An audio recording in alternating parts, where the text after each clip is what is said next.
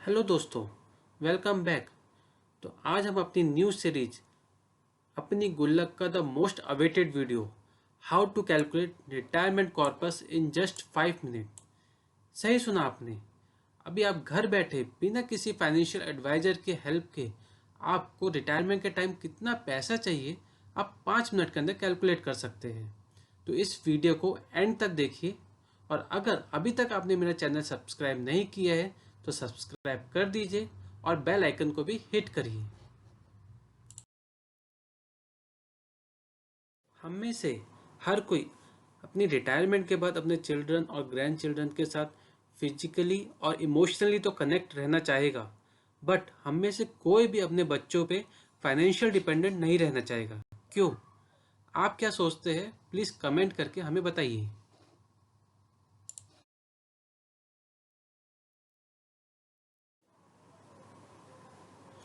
तो next question हमारे दिमाग में आता है कि हमें रिटायरमेंट के टाइम कितना पैसा चाहिए सो डैट हम अपनी रिटायरमेंट लाइफ वैसे ही जी सके जैसे हम अभी जी रहे हैं, अपने फ्रेंड्स एंड फैमिली के साथ हर ओकेजन को सेलिब्रेट कर सके, हम अपनी हर हॉबी को परस्यू कर सके और हमें अपनी ड्रीम डेस्टिनेशन जाने के लिए किसी की भी हेल्प ना लगे। तो हमारे साथ बने रहिए। ये वीडियो आपको हेल्प करेगा रिटायरमेंट कॉर्पस को कैलकुलेट करने का फॉर्मूला सिखाने के लिए। तो इस स्लाइड में हम देखेंगे कि रिटायरमेंट कॉर्पस कैलकुलेट करने के लिए हमें क्या क्या पैरामीटर्स को कंसिडर करना है। पहला हमें देखना है कि हमारी करंट एज। दूसरा हमें देखना है कि हमारा करंट मंथली एक्सपेंसेस कितना है। तीसरा हमें देखना है रिटायरमेंट एज, हमारी रिटायरमेंट एज क्या है। और चौथा हमें लेना है हमारी लाइफ एक्सपेक्टेंसी की, मतलब हम रिटायर होने के और कितने साल तक हम जिंदा रहेंगे, वो एक हमें वैल्यू लेनी है। तो करंट मंथली एक्सपेंसेस में क्या क्या लेना है वो हम नेक्स्ट स्लाइड्स में देखेंगे। Things to be considered in current monthly expenses, हमारी नीड्स एंड वांट्स। इसमें एक चीज़ ध्यान रखनी है कि हमें अपनी नीड्स और वांट्स को ही लेना है। अगर हम बोले कि हमें हमारा रिटायरमेंट के बाद हमारे पास एक हेलीकॉप्टर होना चाहिए, तो वो एक इमेजिनेशन होती है जो अगर हम उसको कंसिडर करेंगे तो हम कभी भी अपनी रिटायरमेंट कॉर्पस कैलकुलेट नहीं कर पाएंगे।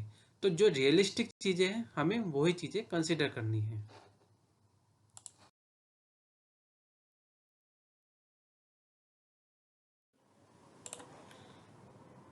तो इसमें हमें कैलकुलेट करना है अपने और अपने स्पाउस का मंथली खाने पीने का खर्चा। अगर हमें लाइफस्टाइल मेंटेन करने के लिए या हमें कोई पेट्स पालने का शौक है या हमें हर महीने या हर साल गैजेट्स खरीदने का शौक है, तो उसमें हम अभी कितना खर्चा करते हैं हमें वो चीज़ें वो कंसिडर करनी है। और हमारे मेडिकल एक्सपेंसेस कितने हैं वो हमें कंसिडर करने हैं अपने मंथली रिक्वायरमेंट में।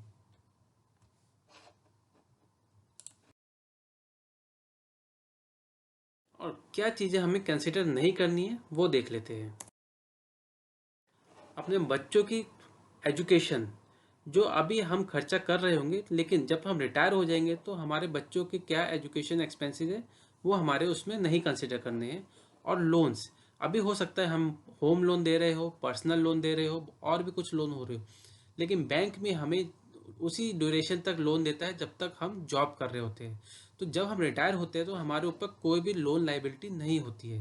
तो ये सब चीज़ें हमें मंथली एक्सपेंसेस में कंसिडर नहीं करना है, जो हो सकता है अभी हम खर्चा करते हो।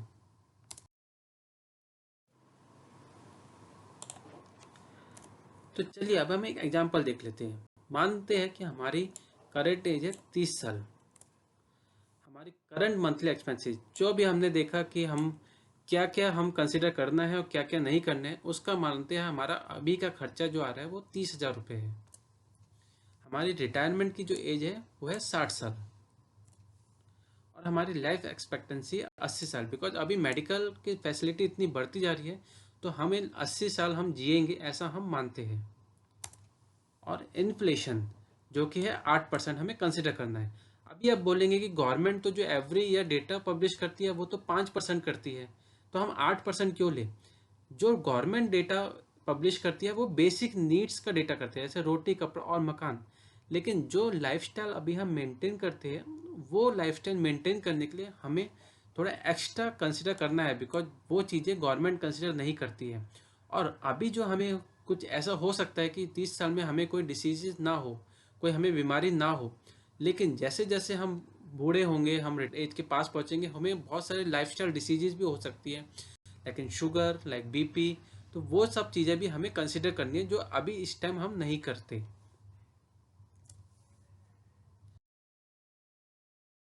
तो स्टार्ट करने से पहले हम देखते हैं, पहला हमारा स्टेप है मंथली एक्सपेंसेस आफ्टर रिटायरमेंट।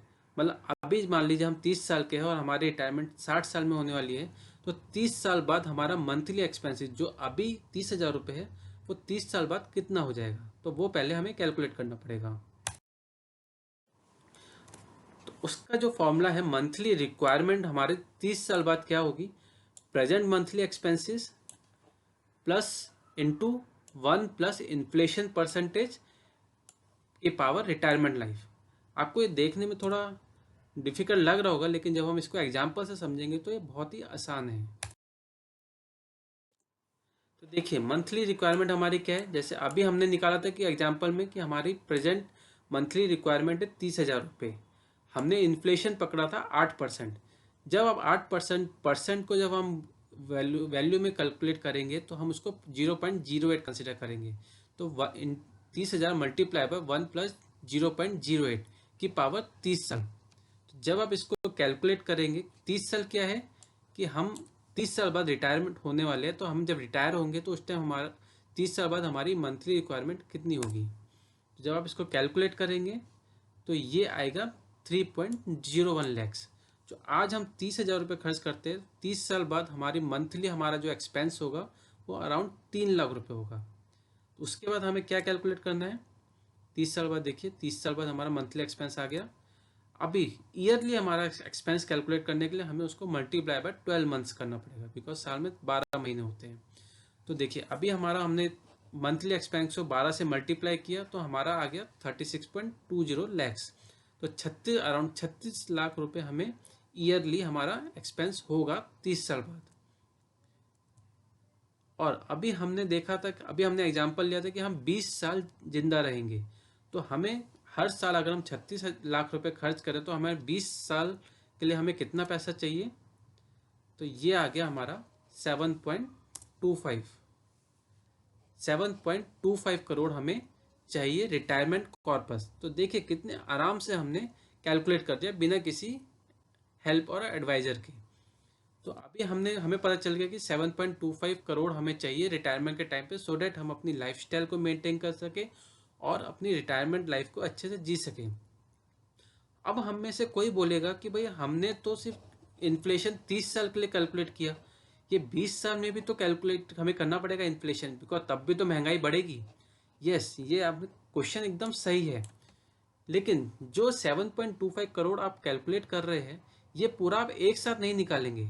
आप इसको पार्टली, जैसे जैसे आपकी रिक्वायरमेंट है, जैसे 3 लाख रुपए महीना आप निकालेंगे, तो ये जो अमाउंट आपका बैंक में रहेगा या जो भी आप फाइनेंशियल इंस्टीट्यूशन में रखेंगे जहाँ से आपको इंटरेस्ट मिलेगा, तो वो 7 से 8% सीनियर सिटीजन्स को मिल जाता है, बिकॉज सीनियर सिटीजन का थोड़ा ज़्यादा ही रहता है। तो वो जो अमाउंट आप एक्यूमुलेट करेंगे, जो इंटरेस्ट आपको अपने टोटल कॉर्पस पे मिलेगा, वो आपके इन्फ्लेशन को बीट करने के लिए सफिशिएंट होगा। इसलिए हमने वो 20 साल में इन्फ्लेशन कैलकुलेट नहीं किया है, बिकॉज 7.25 बैंक में रखेंगे तो आपको भी अराउंड 35 लाख के आसपास आपको इंटरेस्ट उस टाइम भी मिल जाएगा। तो इसलिए हमने वो कंसिडर नहीं किया है।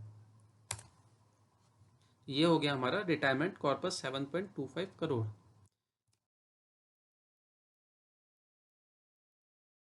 गए तो प्लीज़ इस वीडियो को लाइक करिए, अपने फ्रेंड्स और दोस्तों के साथ शेयर करिए, और मेरा चैनल अभी तक सब्सक्राइब नहीं किया है तो सब्सक्राइब कर दीजिए, बिकॉज नेक्स्ट वीडियो में ये 7.25 करोड़ हमें कैसे एक्यूमुलेट करना है। आपको लग रहा होगा कि बहुत इतना अमाउंट कैसे कैलकुलेट होगा, कैसे हम एक्यूमुलेट करेंगे, कैसे हम जमा करेंगे। तो बहुत ही सिंपल है, हम आपको वो स्ट्रैटेजी समझाएंगे नेक्स्ट वीडियो में। तो प्लीज़ मेरे चैनल सब्सक्राइब करिए, सो डैट वो वीडियो को आप देख सकें, और बेल आइकन को हिट करिए। Thank you very much.